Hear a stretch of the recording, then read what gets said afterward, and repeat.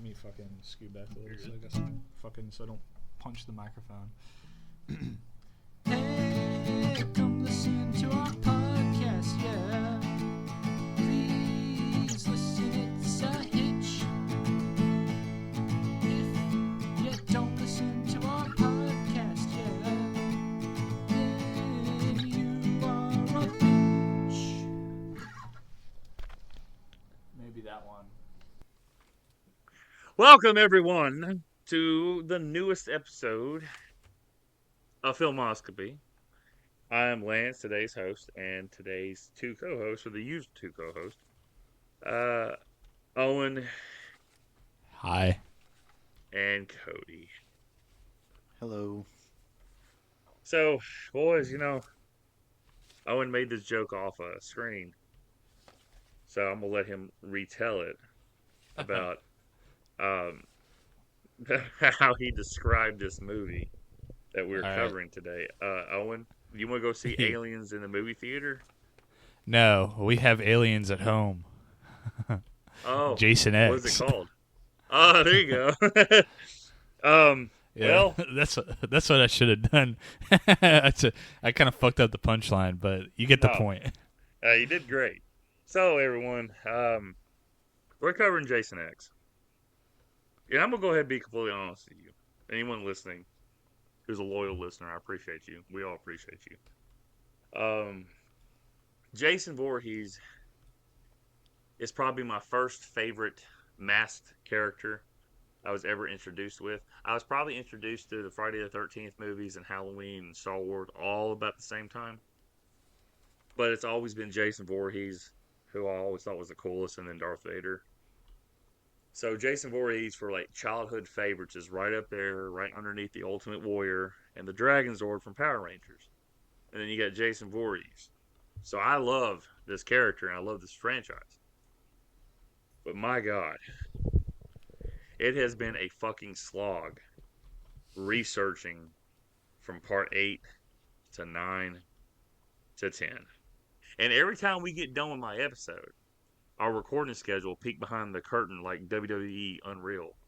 I have 6 weeks to my next movie. So I literally have a month and a half before I have to go, we got to record Freddy vs. Jason. I could go ahead and get my research out of the way now. But I hate doing the research so much on these fucking movies because I'm so burnt out on these movies. I literally didn't finish looking at the Crystal Lake Memories book. I was probably about 8 pages left because there's like 25 pages in this chapter. In Owen, Texas, the tree fell on his house. And then I'm like, well, shit, maybe I don't have to do this. I can do this next week. But then Cody's like, well, we can do it tomorrow night. And I'm like, fuck, so I got to finish reading this book. And then Owen goes, wait, we might be back. And I'm like, fuck, I'm done reading this book, looks like, because I'm not going to get through it. So, yeah. Had a real roller coaster of emotions happening just before this podcast. I'm over here getting real excited. I'm like, guys, let's just lock it in next week. I'm like, yes, I'm done. And I'm like, I can go play Madden. And it's like, no, guys, I think we might be back. I'm like, Owen, you piece of shit is what I'm thinking. Oh, I was all set to wait because, like I said, I know. No, I know. Today we got to kind of get through it. You know, it's not that important. I'm not gonna lie to you. Like I got like halfway through the 25 pages, and the most reoccurring thing kept coming up was like, Sean had the best of intentions, but man, I swear to God. All right, so when you go from a movie company that absolutely detests what you are, like, so let's just say, Cody, you're the Friday the 13th movies. And you're making me money, I'm Paramount. And I absolutely hate it, really don't care, I'm not really going to promote it, but you're still making money somehow. Because you're like this, like, outsider redheaded stepchild that, like, fucking made it. You're an imitation of a greater concept, and you've outgrown that concept in Halloween. You make more money than Halloween. You made more movies than Halloween. But we don't want you anymore. We're done. We're kind of ashamed. Your last movie, you kind of went to New York, but it was really in Vancouver. So we don't want you. we're going to give you back to the guy who created you. Also, the guy who created you, Cody, didn't have any idea what to do with the franchise going forward after the first movie. Didn't want to make a sequel. Said it was stupid to bring Jason back because he died as a fucking child. Good luck with that being in charge of your franchise again. This is like WCW being hated by TNT, but still pulling in respectable numbers. I know it bottomed out, but they were still numbers that wrestling companies to this day would kill for on television. And it got sold to WWE and did absolutely nothing with it. So, man. Cody, how would you feel about that? Going back to somebody that didn't know what the fuck to do with this product, and they're going to be in charge with it. I mean, it's definitely not a good idea, but I don't think that this film is as bad as you're leading on to it being. Cody, I'm giving inspective from the director of the movie, the original writer of the movie, and Sean Cunningham. What? Who's the director for this movie? Jim Isaac, who's a man who worked with David Cronenberg on The Fly and a couple other features. Okay. Kames Jamrin. So, man, I know you don't think this movie. We'll go ahead and say this right now. I don't like this movie. It is not as bad as not Freddy versus Jason. Sorry, I was thinking about the ending. The only thing that mattered in the last movie. Jason Goes to Hell. Heck. Jason Goes to Hell is a conundrum because it's like, everything about that movie looks pretty slick except for Jason. Jason looks like total shit in that movie when he's in his Jason costume. And obviously there's so many plot holes when, we've discussed that movie in the last episode. Good luck with that. It hasn't been released as of this recording yet. This movie, everything about this movie fucking sucks except for Jason's look. So it's like the inverse. It's like if you put Jason in from this movie's look and Jason Goes to Hell and don't have him get fucking blown up, that actually might be a decent movie. Yeah, it's like we talked about. I mean, Jason Goes to Hell doesn't really even feel like a Friday the 13th movie at all. No, not whereas at all. This at least does. This feels like Friday the 13th in space. Yeah, well, and that's true. Fine horror tradition for a lot of these franchises that have had multiple sequels. To me, this feels like Alien with like just some Friday the 13th references thrown in. Well, it feels like Alien, but cheap. Yeah, like a sci-fi original like movie. Yeah, because like the acting isn't all that great, and like the way it's shot and color graded doesn't look all that great. Mm-hmm. It definitely just looks like a movie that was made like straight to DVD or straight to television type thing. And that being said, I mean, I still enjoy it, but I view it more as like a guilty pleasure versus it being an actually like well made or good movie. Yeah. And so Jim Isaac is the director. Todd Farmer is the credited screenwriter. This thing went through 100 rewrites. Like his second draft is what got like greenlit, and then Sean Cunningham kept fucking with the script, kept having people come in and fucking with the script. Even like the week before they start shooting, somebody came in to like change the script and wanted space pirates in the movie. And the director goes, "Look at those kids over there we just hired. They're not fucking space pirates." It's a very like I said, I got halfway through the chapter. I watched the Crystal Lake documentary. I listened to the commentary on the documentary. I watched all the special features, which were all interviews of Jason X. I was going to listen to the commentary, and then I'm like, no. And I turned that off and just watched the fucking movie because I'm like, I just can't do this. Not with this movie. Freddy vs. Jason is going to be a little different. I mean, but I think the setup is definitely better than the idea of space pirates anyway. No, 100%. I'm just saying what the guy went through. The guy who wrote this movie. Yeah. Do we know what the Base Pirates plotline would be like? Would they be the ones who would be No. like raiding Jason? In Okay. the book, the guy who was a buddy of Sean Cunningham and Noel Cunningham. Noel Cunningham is the producer. He's Sean's son. I think it's very much, with all due respect, a Nepto baby thing. Like, he's the producer because Sean's his dad. He's a fan of the franchise. He knows what the fans are like.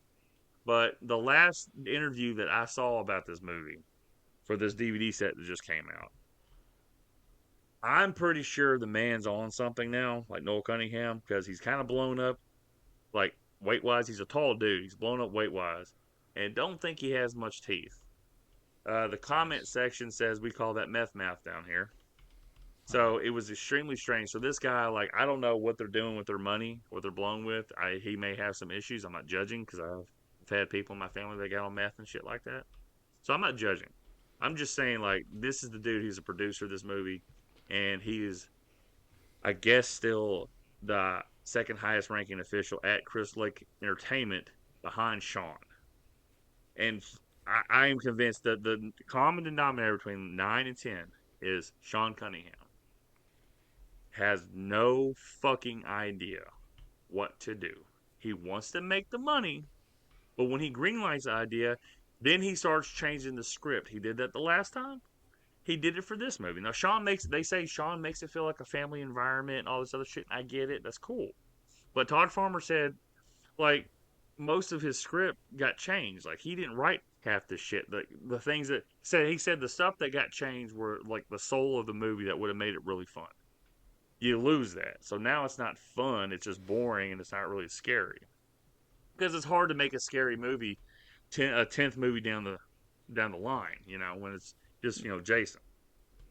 Oh yeah, I mean, it's just the Sean Cunningham part. I don't say anything bad about Todd Farmer. I feel bad for the guy. He did co-write the remake for My Bloody Valentine, so that made about $100 million, which is pretty cool. There was a time where he was broke after this movie and had to live in his fucking car in Hollywood because he had nowhere to fucking go and shit. So he had a really rough go of it. Jim Isaac, unfortunately, has passed away as of like the last 13 years. He had blood cancer. So the only two that like to talk on these documentaries that they show a lot of is Noel Cunningham, his dad, Sean Cunningham. Sean Cunningham, like I said before, I'm like going a big spiel anymore. He is a pariah. He is here to make money. He doesn't have any ideas. He doesn't understand why Jason is so fucking popular, but he loves the money he makes from it. So in essence, he's just like Paramount. Like, if Paramount was the embodiment of a person, it'd be Sean Cunningham. You just don't have that type of fucking money that Sean Cunningham, you know, wants. Which is interesting. I did see in the headlines, I don't know how true it still is, Paramount is looking to buy Warner Brothers. So if that's the case, and Paramount does buy Warner Brothers, I don't see that happening. Just because I think that the money required for that would be too much, and Paramount also just went through a giant shit show just to have that merger with Skydance that just happened. So I don't think that would happen, and I definitely wouldn't want it to happen considering the backwards ass way that they apparently got the merger to even get approved in the first place by appeasing the federal government and basically having them install some watchdog from their side to babysit everything to make sure that they're not doing anything that they don't like. So I really hope that shit doesn't happen. Cause, out of curiosity, yeah. Cody, how you describe that? How is that any different from Warner Brothers? How is that any different from what? Yeah. From Warner Brothers. No, because So the problem is that in order to get the merger approved, Paramount agreed with the federal government, the current administration, to allow them to put one of their people in on the board or whatever the fuck, to basically watch them and be like, okay, you're not allowed to do this because Daddy doesn't. Oh like yeah, I it. get that. Yeah, I get that. No, That's the kind of shit I'm talking about. And apparently, the only ones that are immune to it is South Park because they were smart enough to get all their money up front. So they're like, you know, fuck it, we don't care, you know.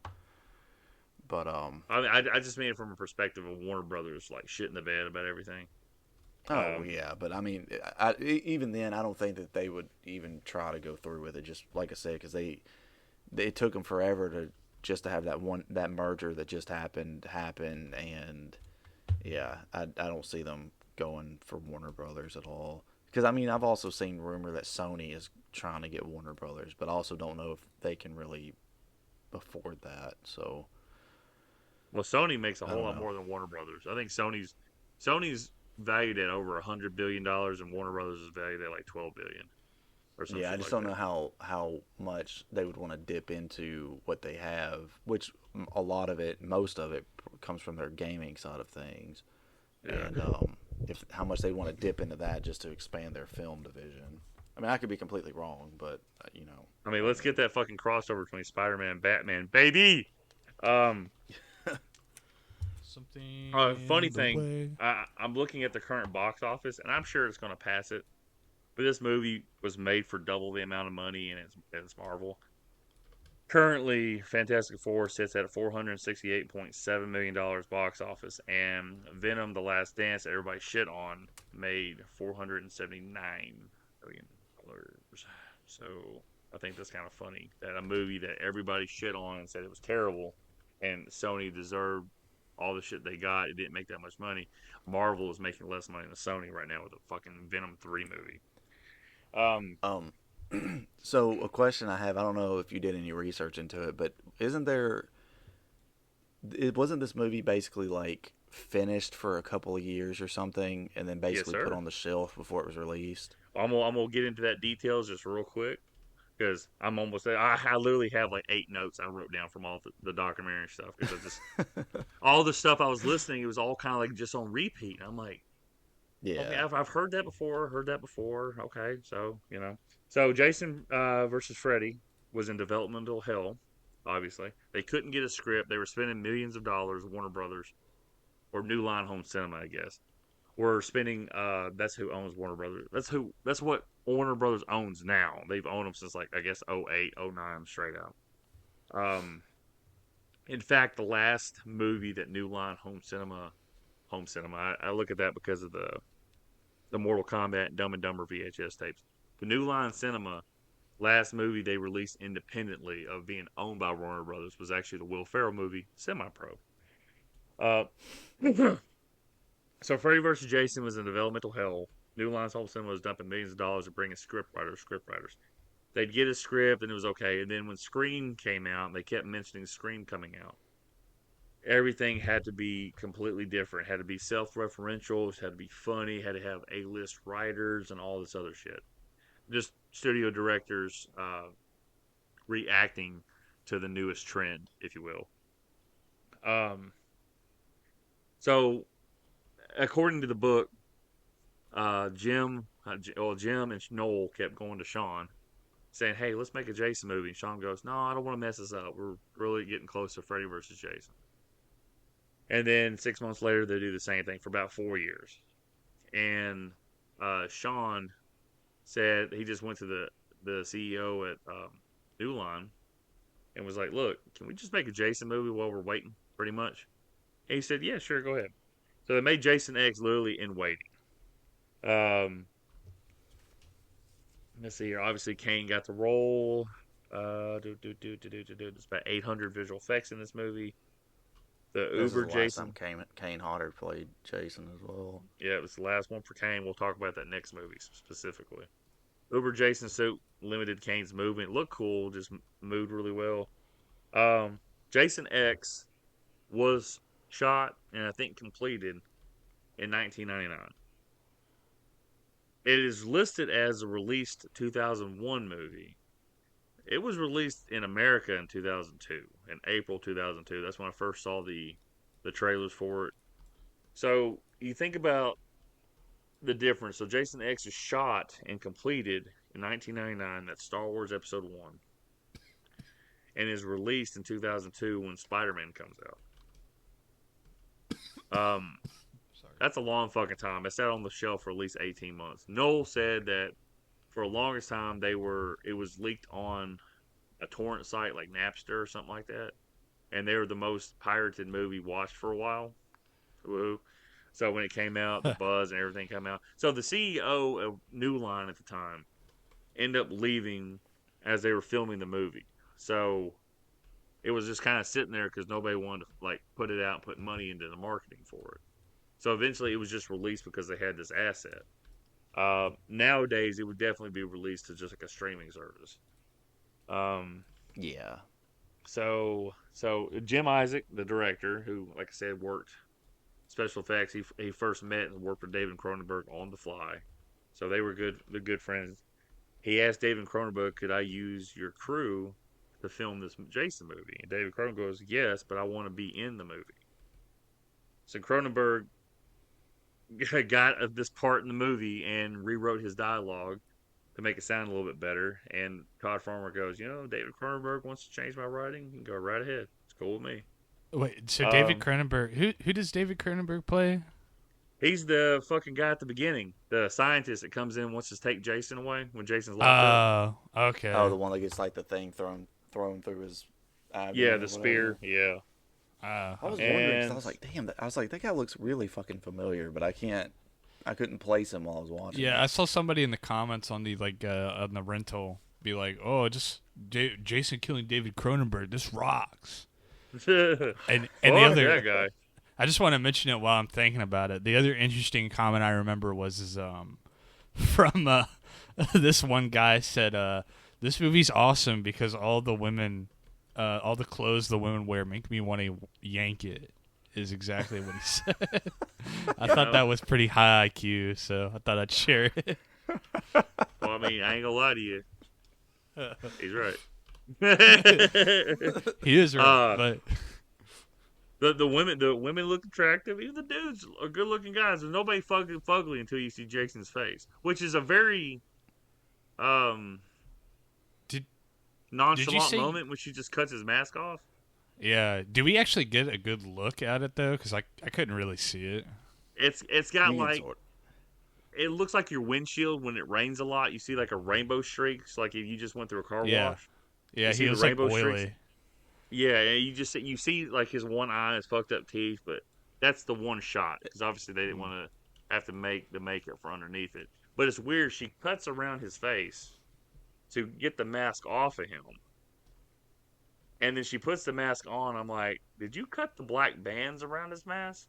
So when he gets up, I was like, why is the mask still on there?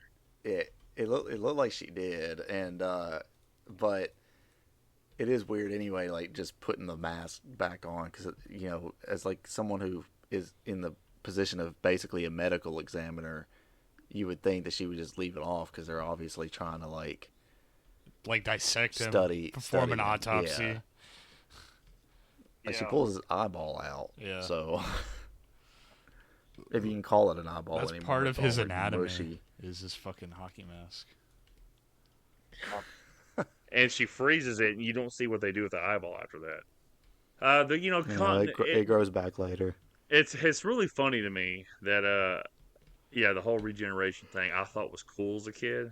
So I'm like, oh, okay, that explains why he keeps coming back. But in reality, why the fuck does he look so fucking ugly and still have damage if he doesn't regenerate it? Anyway, so I'm not gonna. There's only so much the machine can do. Okay. Well, apparently the machine can make you fucking bulletproof. I don't know why it didn't do that to the other guys who used it. Well, see, I don't know why I'm fucking defending this. But in the movie, it does say that it's looking for synthetic material in the room to replace the material they can't. So it's like the ants are like looking across the room, and that's why they're bringing all the metal pieces in to make it a functioning body part for him. Well, and also he has a big machete stuck in him when they're. And he's got it. a big dick too. You know what I'm saying? As a kid, I always just assumed that the metal came from the machete, but then again, it would make sense because there wouldn't be enough metal to like actually. I mean, you're probably not off in that thinking. Like that was enough for the hockey mask. It's funny that Jason kind of gets a brand new machete too. Like I don't know if that machete is like used as part of the metal for him, or they literally like the ants made his machete really nice and shiny, and it's the same one because it's not the one he had before that he picks up in the spaceship that's got a bunch of holes in it and like a little hook at the top. Yeah. So Jason literally has 3 machetes in this movie. Real quick, what do y'all think about the Uber Jason look? I like it. Yeah, it looks fine. I like it a lot more than his fucking base look in this movie. With his weird little Velcro hair. Yeah, the hair is weird with the base look, as you put it. But I do like the big like metal clamp around his neck that is there from when he was being. Well, yeah, from when he was being held in that suspension thing in the beginning. When he was on the chain gang down in southern Georgia. I will say this: they did shoot Kane a lot better in this movie. Because remember when I talked about in 9, where Jason looked really small in that movie, like average size.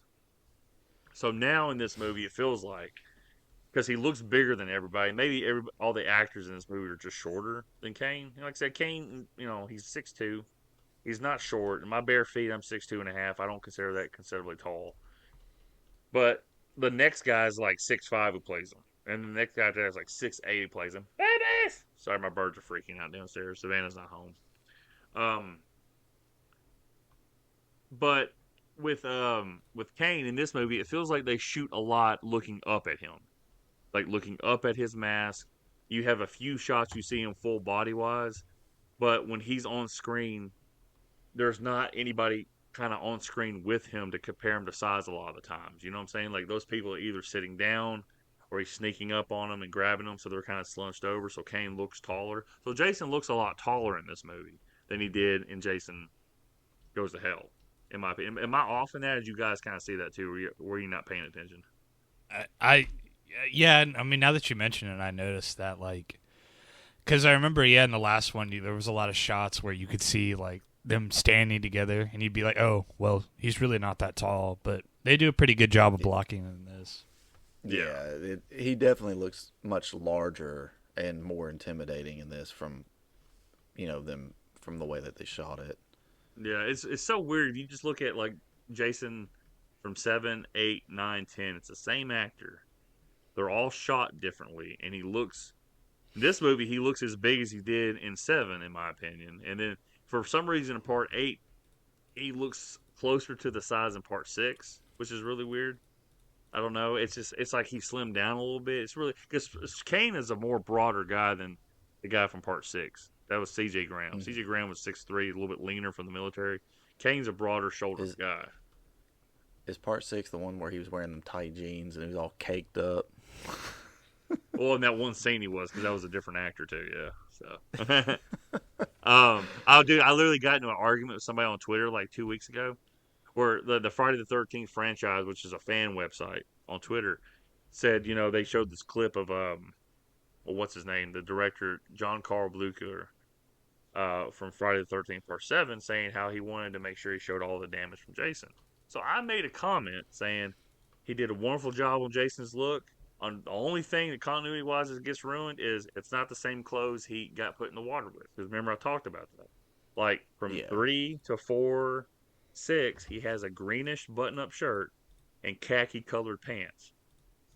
And this person proceeded to argue with me, saying, well, his clothes are supposed to be meant to look like they've been underwater for a while because Part 7 takes place years after Part 6. And I go, look, I understand that, but a dark green shirt and khaki pants don't immediately turn into a matching set of blue clothes that looks like a mechanic suit being underwater for 6 years. And he goes, I don't think you understand what I'm saying, and then goes over on his point. And I go, I don't think you understand what I'm saying. Go back and watch the fucking scene. It's a mechanic suit that Michael wears in Part 4. It's a one piece. It's not like the same fucking thing. I'm not arguing like, look, I appreciate everything that man did. I'm not like shitting on him. But he's got the gloves. He doesn't even have the utility belt he had from Part 6. Well, there's only one way to solve this. We buy the similar clothes that he wore in Part 6, and we put them in a water barrel with some I'll talk to you guys in 10 years. In 10 years, and okay? Wait 10 years and then open it up live on YouTube. Look, I guess I'm the moron here, and to be honest, like I didn't know a dark green button-up shirt and khaki-colored pants would turn into dark blue matching. It, So that you know, doesn't sound, and it that's doesn't sound right to me. not at all. That's not how that works. I'm just saying, like, from a perspective of that's what it's supposed to look like. And then Jason's suit, I understand him get torn up. You don't think about it because he's like kind of wet throughout 7. He's really wet throughout part 8. But the Me clothes too. don't match, and that's fine. I get it. But let's not sit there and say everything was perfect. I remember thinking as a kid, oh man, all the damage is there. That's fucking perfect. But then I watched it this last time. Like, oh shit, the clothes don't match. Okay, that's cool. Whatever. I don't think Jason changed his clothes while he was underneath the water, but whatever, it's cool. But it doesn't matter at this point because, you know, Jason Goes to Hell, he's just wearing a gray mechanic suit, almost like a one piece. And now in this movie, he's got a variety of clothes. He's like got a shirt, you got a fucking jacket on. He's got when his leg is blown off, like you know, he's blown off, gets his head blown off at the spoiler alert, 20 minutes left in the movie. I happened to notice when the little ants are coming out of the table. I looked at the bottom of his shoes for some reason because his shoes are right there in the shot. The boots that Kane has on are like fucking brand new in that shot. There's not a scuff mark. It's the shiniest black pairs of boots I've ever seen in my life underneath, which I thought was funny. All right, let's go over the box office. This is bullshit. Ooh, yeah, baby. Jason X, the 10th installment in the Friday the 13th franchise. Hey, why don't they call it Friday the 13th Part 10? Cody, anyone? I don't know. We talked about it. Because it's X, bro. Roman numeral. X gonna give it to you. Give it X to you. gonna give it Well, to you. they don't have the rights to the Friday the 13th name. Oh, okay. Oh, I didn't know yeah, that. I got it. That's funny. Yeah, so I mean, they have literally, I guess, the rights to use everything, but they don't have the rights to use like Tommy Jarvis. They don't have the rights to use a Friday the 13th name. So it's just interesting to me that Paramount gave them all but everything to use, which is weird. And the reason why the reboot happens because New Line realized they didn't have all the rights. Paramount was like, "Hey, we'll chip in on distribution, and we'll get to make a full reboot." So that was the one time it like two companies worked together was the Friday the 13th reboot, which is to me the best of the reboots from the 2000s era. Yeah. And it's probably a top, at least in my opinion, when you guys watch it, I think you're gonna think I'm gonna go ahead and make a prediction. It's gonna be a top 5 Friday the 13th movie for you guys. I think it's a top 4, top 3. You know, just everything it does, it actually has respect for it, and Derek Mears is a fucking awesome Jason. So like Cody was talking about earlier, this movie, and this is so fucking stupid. So this movie it's a 2001 American sci-fi science fiction slasher film. The reason why it's 2001 is because November 15, 2001, it was released in Spain. April 2002 was released in the United States. So to me, it's a 2002 movie shot in 1999. It had a budget of anywhere from $11 to $14 million and a box office of $17.1 million, meaning they didn't make any fucking money whatsoever. When they came out with this idea for this movie, they said that they didn't quite understand at the time that a space movie was a lot more expensive to make. So when they got the initial budget to them, like as it was like drawn out by auditors or whatever, like this is how much this movie's gonna cost you. They said it's gonna cost them about $32 million to make it, and they're like, we got like 4. So yeah, they cut a lot of shit. Todd had some cool things. They had this thing where they wanted this zero gravity room where the teenagers were having sex in. That's awesome. They had some, yeah, it was pretty dope.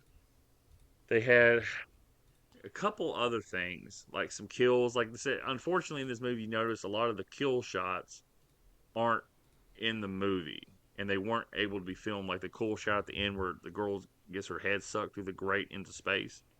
That wasn't able to be filmed because it was towards the end of the movie, and they didn't have the money for it. So, what'd you say, Cody? I was like, God damn it. People are showing up at the fucking house, so Zero's barking. Oh, shit. Okay. Well, if you want, man, you just give us your synopsis of the movie. Me and I want to finish up. Okay. So, yeah, I really liked it. I'll tell you that it's number 7 overall on my list. Number 7? Above, yeah. So my order would be 2, 1, 5, 6, 8, 4, X, 7, 3, 9. 7, 3, 9. So, okay, that's where it's at. Okay, shit. Well, you have our order too, so I guess the next time we get into it, like our Freddy versus Jason episode in 2 months. Yeah, we'll talk about the rankings then. Yeah, But you can do that little formula thing then. Yeah, but just to cap it off real quick, it's a bit of a guilty pleasure. I still enjoyed watching it, although watching it for the first time as an adult, I really noticed its flaws. Like I said earlier, it looks cheap and it's got poor acting in it. KM14 is awesome. What's your favorite kill? Yeah, my favorite is the the frozen face, the first one on the ship. So when he puts her face in the liquid nitrogen or whatever and smashes it into the table. Yeah. Quick question too before you go. Does Jason X Uber Jason's eyes, the red contact, remind you of Darth Maul's eyes for some reason? No, I didn't didn't his think eyes of are red that. too. But they're awesome though. I like Uber Jason. Although in high HD quality like we have nowadays, it's a little bit more noticeable too, to just kind of notice how cheap some of the elements of the Uber Jason suit are. But if you put that shit in today's standards, someone could make that suit. I mean, it looked fucking cool in the Friday the 13th game. That leaked little bit. Once you finish the virtual cabin, you get that part. Yeah, where you go in, it's there. the little showcase thing of stuff they were working on, but didn't get added to the game. Yeah, I think but it's all pretty right, guys. dumb. Yeah. Sorry, I have to bail on y'all, but oh, you're good, man. I just want to make sure I got your opinion. Oh yeah. Which is disappointing because I was actually really looking forward to this episode. But all right, I'll let y'all finish and I'll sign off here. So, see you guys. All right, Owen. Now that he's gone. Now that the boys will play. Oh no, he's still here. Wait a minute. What? Finally, it turns out you hung up and Cody's still on. I'm like, that guy's an asshole. It's I'm sorry. What did you say? What did you say? Yeah, man, oh man. So the way this movie starts out is, I guess this is the year 2008. Jason is captured by the United States government. They tried to kill him multiple times. By 2010, there's a Star Wars cryogenic stasis chamber, like Han Solo. Mm. Jason, before he goes into the chamber, looks at the woman and says, "I love you." She goes, "I know." And then he stabs her with a sword. And yeah, so this whole thing is, you see David Cronenberg and these military people come up. They're going to take Jason to be studied so they can weaponize him. Yeah. They go in there. Jason's already escaped. Jason kills all of them. He chases the girl down into the dungeon of this Crystal Lake research facility.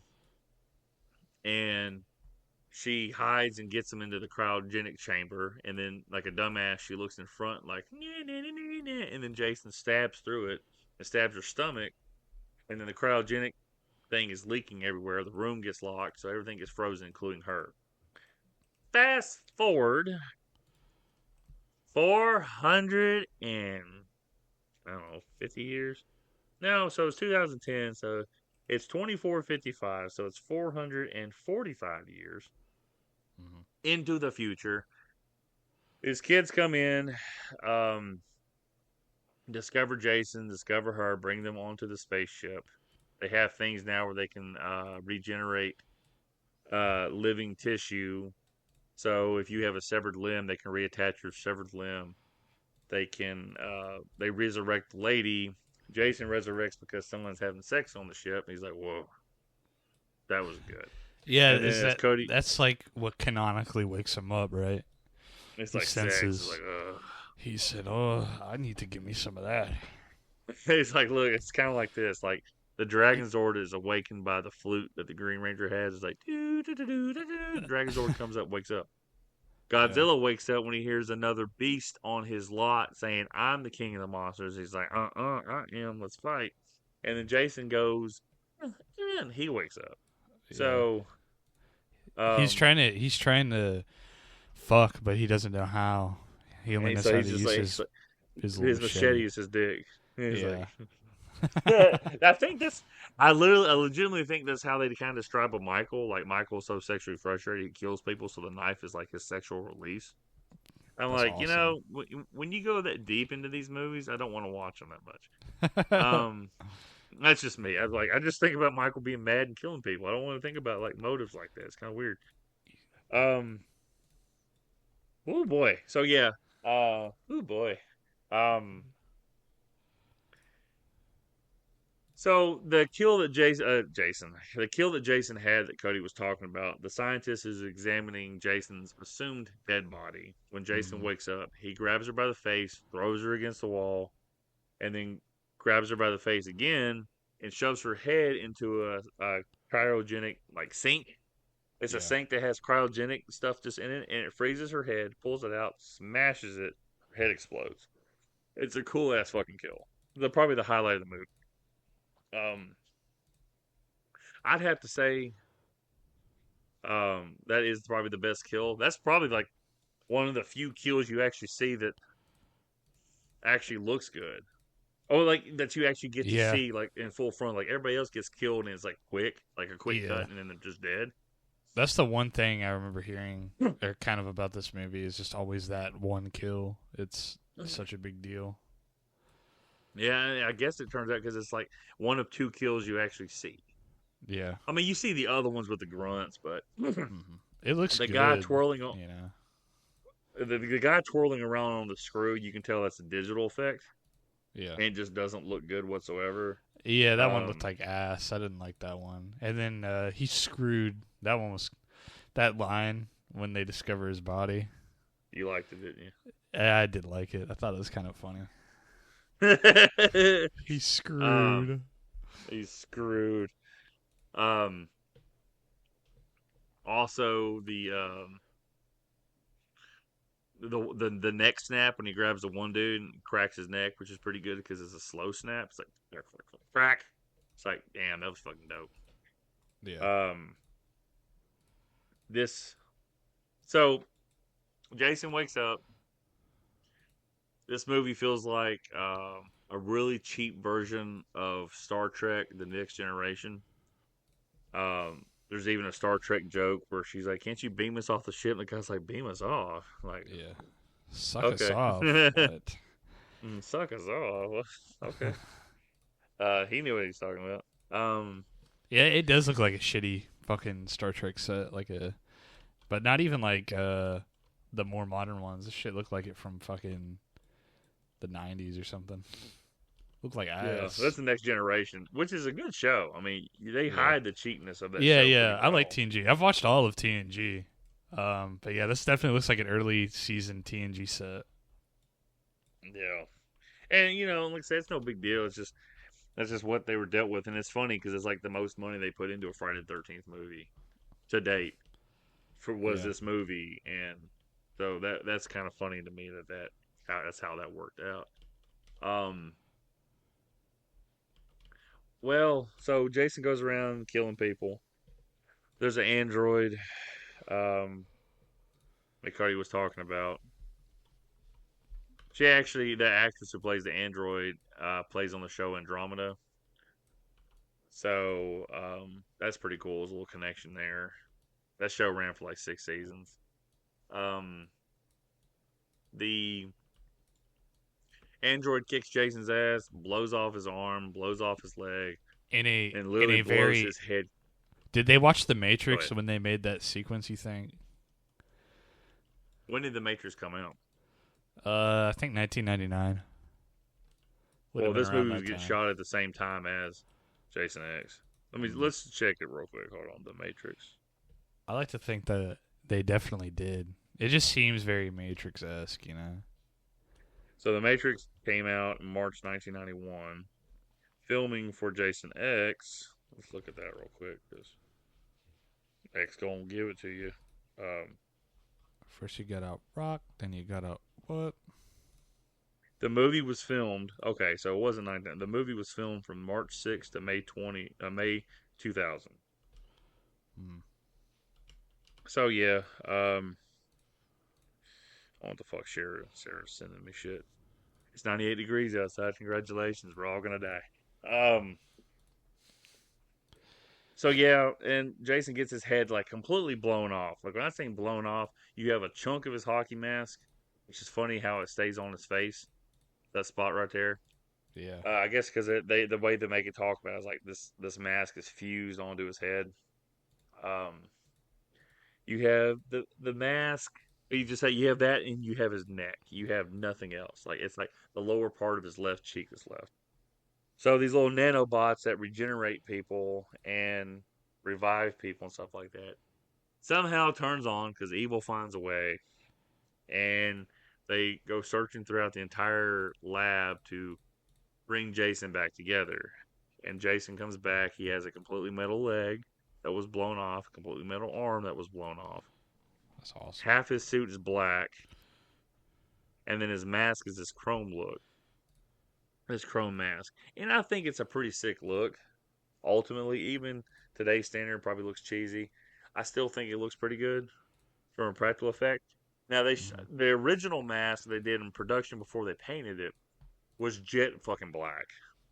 Yeah. And I'm thinking like, man, I understand the silver mask is to make his face pop or whatever, but a jet black fucking a hockey mask, the space hockey mask would look fucking dope in my opinion. So, so Jason defeats the android, and they have multiple instances of them trying to get away. The ship is blowing up. Jason's kills like 28 people in this movie, so like everyone dies but like three of them. Um, and I'm trying to think what else, like from a general perspective. Like so, Jason can breathe in space now, so he's just floating in space, which is kind of funny. He's like, Yeah. so he That comes was back in the ship. mhm. That ship was pretty funny. Just like seeing Jason like do that. Now I will say this: there's one character in this fucking movie I really fucking like, and leave it to a tall, strong black guy to face off with Jason twice. Much like Ali from Friday the 13th Part 3, the black uh, biker guy who Jason killed, quote unquote, in the barn in the middle of the movie, and then he comes back to try to save the girl and gets his hand cut off and finally gets killed. But he faces off with Jason twice. And then the black boxer from Friday the 13th Part 8 um, punches Jason across the building, gets his head fucking knocked off. And then this guy is Sergeant Elijah Rodusky, played by Peter Mensa. Now, Peter Mensa, you've seen him. If you recognize him, you see him in quite a few movies. He's actually in Gladiator 2, which is cool. And he Yeah. goes against Jason twice. Like, he knows what he actually saves the good guys at the end, because at the end, Jason's about to get to the good guys again, going into a tunnel to a smaller ship that's trying to go away, and he shuts the tunnel, and they have this big face off, which is pretty dope. And then they fucking Jason's floating towards them again, and then Berdusky. How did I say his name? I think I fucked it up. Brodusky, yeah. Rudisky. Grabs Jason. They go flying into the atmosphere of Earth 2, and yeah, so he probably ends up dying, but Jason survives, and we don't know what happens going forward. Now there are a couple little books and comics that continue on with the story. It's kind of fucking. Where he's on this alien planet. Well, I mean, yeah, but it's the new Earth, so he's just kind of, I guess, going around killing people again too. There's a comic where it's like Uber Jason versus Jason. Somehow he's facing the Jason clone that's fully organic, so people get the best of both worlds or whatever. Kind of fucking weird. Nice. So so that's the kind of movie. Like I said, it's not a horror movie. It's just a slasher movie. Like you see people getting killed. There's very little suspense in this movie, but it's supposed to be just a fun movie. Now, Friday the 13th Part 6 is a fun movie, and it's still scary in some instances. Like if you're watching it for the first time, that's the one where Jason ends up at the bottom of the lake chained up, and that's the one that's kind of funny that influenced Scream, which is what influenced this script going forward. This movie, there's not a lot of humor in it anymore. The humor, I think, was dated at the time they were filming it, and it just comes from too many cooks in the kitchen when it comes to this. I feel like Jim Isaac, the director, said if he should have fought harder for Todd's script, because Todd's script is the one he wanted to do when it come to the space part. But I think everybody had a general sense of they said no, that Sean would just fire them and replace them with somebody. So they didn't want to lose their job. But in hindsight, Jim said he should have fought for it. Now, Jim's original idea that he wanted to do, that has been done in Never Hike Alone 2, which is a fan film that if you ever get a chance to watch these fan films that come out for everybody, Never Hike Alone, Never Hike Alone 2 are really good. And they're high budget. They actually get the guy who played Charming Jarvis from Part 6 to come back for Never Hike Alone 2. Mm-hmm. And check those out. But the original idea he wanted to do was Jason in the snow. You're in New Jersey. You're at a summer camp. New Jersey gets snow. So he wanted to do one like the crinkling of the snow, just hearing the sound of the snow, seeing the blood in the snow from kills would have been fucking awesome. And I totally agree with that. Yeah. Jason in the snow would have been awesome. They just kind of went back to basics. But at this point, I guess everybody just thought like, well, you just can't go back to basics. You got to do something new and fun. And it's not new and fun. That's just my opinion. So that's the kind of synopsis of the movie. I've talked about Sean Cunningham ad nauseum. Sean, like, for something he doesn't know about, really loves to order script rewrites and start changing words for himself for the script for something that he has no idea what he's doing with. So that ultimately hurts this movie. The acting in this movie is bad. I think the acting in Friday and Jason Goes to Hell is a lot better. Yeah. But again, I don't like the story of that movie. Yeah. So if there was just some way you could just like take the acting skills. It's because they're trying so hard to be like, self-aware and tongue-in-cheek and shit. And it's like... And futuristic. Yeah. They have all the technical jargon and shit. I don't think it sells it as well. I mean, even just to compare it to, like, it's funny if you would go back and watch, like, Aliens versus this movie, just how they react to, like, fucking being in danger or, whatever. It's just a lot more convincing, and that goes a long way in making you tense. I think the only thing you can really gain from this movie is kind of just the goofs and the gaffes of the characters, doing the fucking one-liner, Jason picking up it cutting to Jason beating the fucking sleeping bags together was pretty funny, It's just kind of funny. Yeah. That's really all this movie has.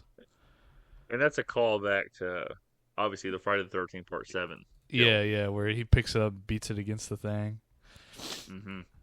And it's funny because that scene originally in Part 7, he has like 3 or 4 strikes against the tree with it.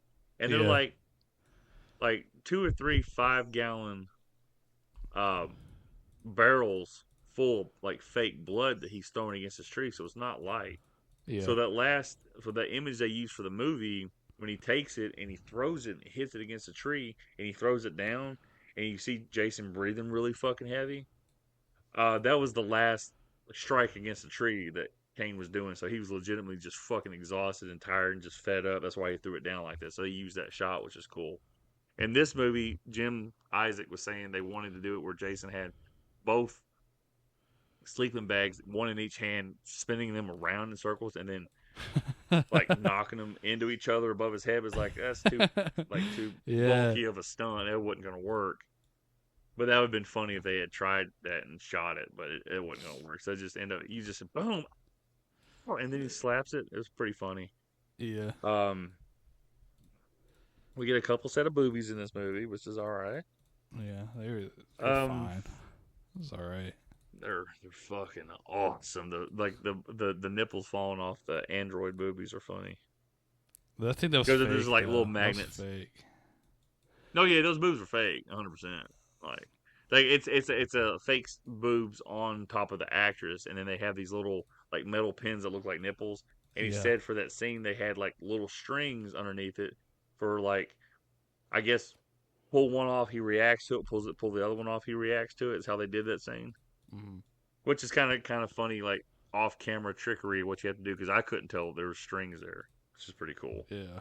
Um, but yeah, so in a nutshell, that's kind of Jason X, man. They made this movie while they were waiting to make Freddy versus Jason. Everything was geared to Freddy versus Jason, and this was just kind of made in the meantime to keep Jason's name out there because Jason Goes to Hell and Freddy versus Jason, that's 10 years apart that they get released. Yeah. So it's one of those things where I just I know Sean Cunningham owns the motherfucker at this point, but he's not like he does not need to be in charge of this franchise, dude. He's what's holding everything back because I guess studios are expecting him to put some money up. He doesn't want to put any money up. He wants to sit there and be in control of the situation and use somebody else's money to fund the project, which I totally get. But if you own a franchise, it's a little fucking different. And he's a producer. He's not directing it or anything. The only thing he's ever had fucking success with is Friday the 13th, the original. That's the only thing he made any money with. Yeah. So it's just ridiculous that he's like in charge. You can just see like how bad the qualities are. Like this one's slightly better than Jason Goes to Hell, but not by much. And Jason Goes to Hell, like I mean, we talked about Jason Takes Manhattan. Yeah. How rough that movie was. Jason Takes Manhattan's way better than 9 and way better than 10. Like, just from a perspective, I know that movie's kind of boring, but the kills are fun. The visuals look cool and shit like that. But I'd watch part 8 10 times out of 10 if you gave me a choice between that and 9 and 10. Like, if you had to make me watch a movie, I'm going to go watch Jason Takes Manhattan. I ain't watching Jason X and Jason Goes to Hell. I don't know how you feel about that. Yeah. I probably would never watch Jason Goes to Hell ever again. This one, I don't know. I mean, probably not commonly, but I could probably have this on as background noise or some shit. If that's really all it's good for. Yeah. Hold on 1 second. Hey, Riley, you okay? Riley, are you okay? Okay. All right, I didn't know. I heard some kind of fucking noise downstairs. I'm like, what the fuck was that? It sounded like a bunch of air getting released. I'm like, what happened? Yeah. So anyway, I mean, we made it a fucking hour talking about this fucking movie, man. I'm surprised with that. Like, I mean, I'm not trying to rush it, man. There's just not a lot to fucking talk about. It's like, Yeah. Todd and Jim in the interviews talk about the ideas they have, and then it comes back to Sean saying, "Wow, that's a really terrific idea." But then you read in the book when they're able to get into more detail, it's Sean poking around a lot. It's like, fuck, dude, like. Yeah. And then the studio wasn't giving them any kind of notes because the CEO at the time, who was championing the movie, fucking left the company. So they weren't getting any notes for the studio. So they were all just kind of fighting amongst themselves. The one guy, the bald guy, Dallas, the one who gets killed in the virtual reality thing, gets his head cut off, and he goes, "Oh man, screw this, game over." You know that guy? Yeah. That guy is actually Todd Farmer, the writer of this movie. Okay. Do you think So the he got game a over chance. was an Aliens reference? Perhaps, even though they were in a game. Oh, did he? Just No, for no. I mean, he said this. His idea was aliens with Jason in it. when he wrote the original script for this. So any aliens reference that you see that you feel in your heart, that's 100% from him. Okay, that makes sense. So, I like their shitty ass armor that they wear that looks like dog shit. I know, and those guns, those guns look like ass. That's pretty funny, unfortunately. I mean, yeah. All the effects, most of the effects in this, except that one with the nitrogen, are mostly shit. Yeah, I agree there. It's not great. CGI isn't This good. movie's not great, man. Like, the only reason why I don't have too much to complain about this movie, because this movie is very, like, at the best when you watch it, this movie is meh. Yeah. And at the worst, it's just a bad movie, but it never gets as bad as Jason Goes to Hell.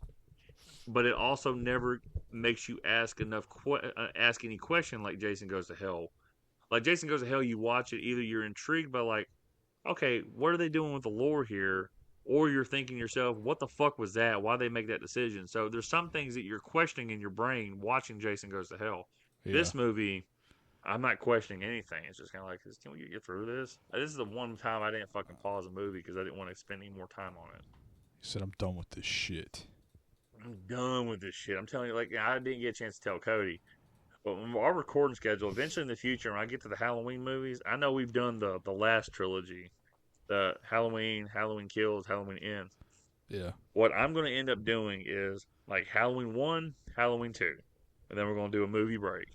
Then I'm going to do Halloween 4, 5, and 6, which is its own trilogy. Then we're going to do another break. Yeah. And then we're going to do Halloween H2O and Halloween Resurrection. That's going to be it, because I'm not covering the zombie movies. I'm not going to watch the zombie movies. Halloween H2O. They should have put Halloween H2O underwater.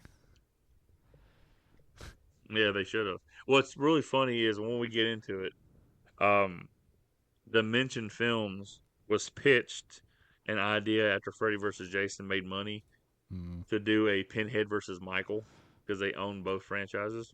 You call him here's Pinhead. The kicker. So here's the funny part, though. You know, the Hellraiser movies the first one was created by Clive Barker. Yeah. He's the one that wrote the books or the comics or whatever the shit's based on. I don't know. Yeah.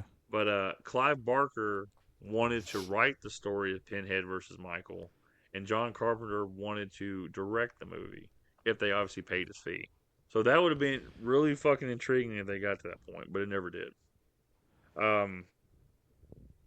So yeah, that's Jason X, guys. Jason Goes to Space. I don't like, if you like this movie, you know, more power to you. I feel like if you like this movie, unironically, the most part is probably because of nostalgia, because you watched it when you were younger. Yeah. I remember being so fucking stoked about this movie because I saw it in a magazine. I guess it was a Fangoria magazine at Walmart. It's a Jason X, like Jason in Space. I'm like, holy shit, for real? They're making another Jason movie? I was so fucking stoked. I called my grandma because she's the one that watched those movies with me. Mm-hmm. And they're making another Jason movie. This is awesome. And then Freddy vs. Jason comes out the next year. I'm like, holy shit, this is really fucking awesome. You know, it's like, holy fuck. I was stoked. But, you know, I got this movie on DVD because I never got a chance to see it in theaters. I don't even know if it hit theaters here in Clarksville. It might have.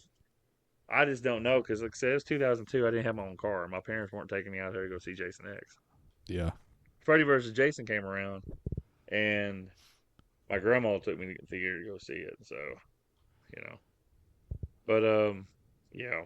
So, and that's this movie. I don't know if you watched it, Owen. Mm-hmm. Did you happen to watch the Sweet Revenge short film they made for Jason that came out last week? Yeah, I saw you guys talking about it, but I didn't get around to watching it. Okay. What is it's just like a what is it? It's a short film for Jason Voorhees fans, and it is sponsored by Angry Orchard. Yeah, okay. So everyone in this movie, there's like every scene in this movie, there's an apple.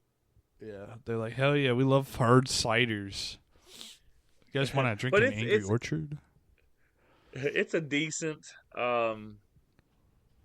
decent. But like we haven't had an official Jason release in 16 years, so it is a decent little thing. Yeah. It's a decent little thing. I mean, it's worth a one watch. My buddy Alex, I'm gonna go ahead and say what he said on here about it. Um, he goes, let's see here.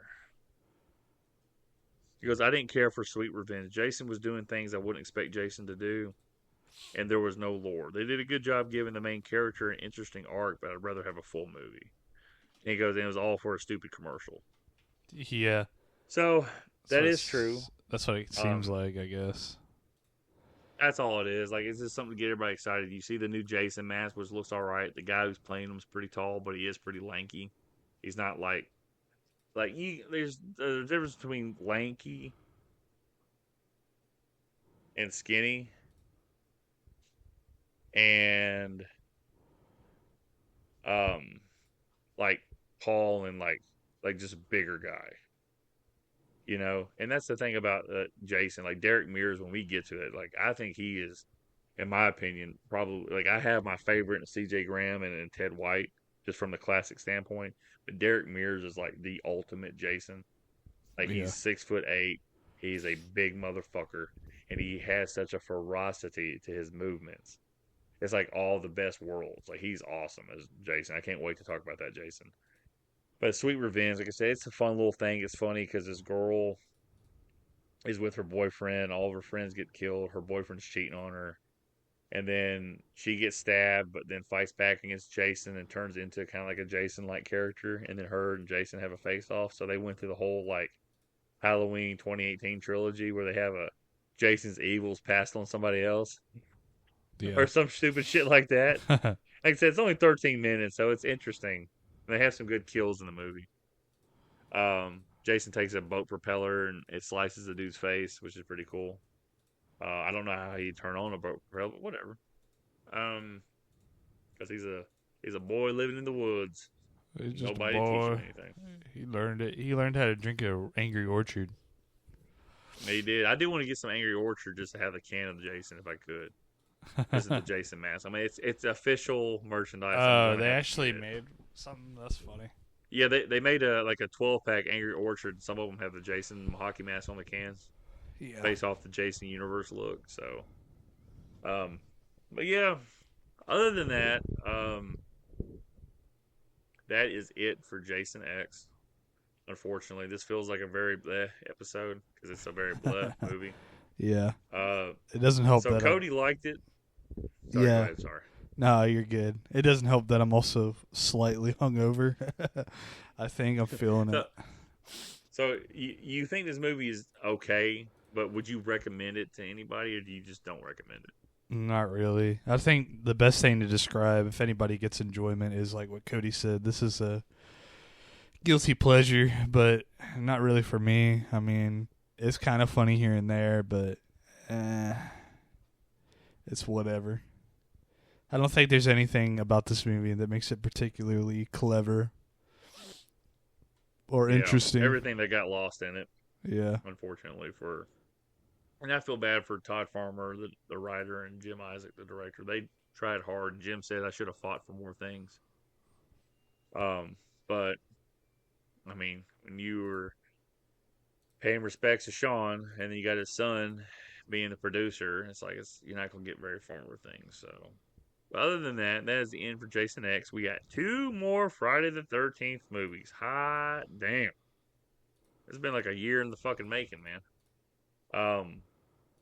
So the next episode I'll be covering in 6 weeks' time is going to be Freddy versus Jason, and then after that will be the reboot. But your next movie is going to be Kill Bill Volume 2, right, Owen? Yep. Okay, and then I think Cody's movie is going to be Batman Forever, which is the Val Kilmer Batman movie, and then obviously the next one for me will be Freddy versus Jason, unless I just say fuck it, let's get to the reboot and skip Freddy versus Jason. I feel like I shouldn't do that, I also feel like I should just jump into those Dragon Ball Z movies just to give myself a little bit of a break. But I want to get this fucking over with. It's kind of like, fuck it. I'm eating the last bit of these mashed potatoes because I'm trying to get to my birthday You cake. do the mashed potato. Anyway, so everyone out there, thank you for listening this far. This is probably a shorter episode. We hope you like, share, subscribe to the show. Whether you listen on Spotify or YouTube, subscribe to the channel on YouTube. We have a release every week on YouTube till the back catalog is filtered out. And we release episodes every 2 weeks live on Spotify and on YouTube. So there's always going to be something for you to just listen to. But yeah, just Filmosophy Podcast. Google it. We're the first things that pop up. You'll see us on Twitter, see us on Facebook, see us on YouTube, on Spotify, on Apple Podcasts, all that good stuff. And like I said, next episode will be Kill Bill Volume 2, sponsored by yours truly, Owen. Hell yeah. And thank you guys, everyone, for listening. And as always, finish him. Off. Yeah. Yeah, yeah, yeah.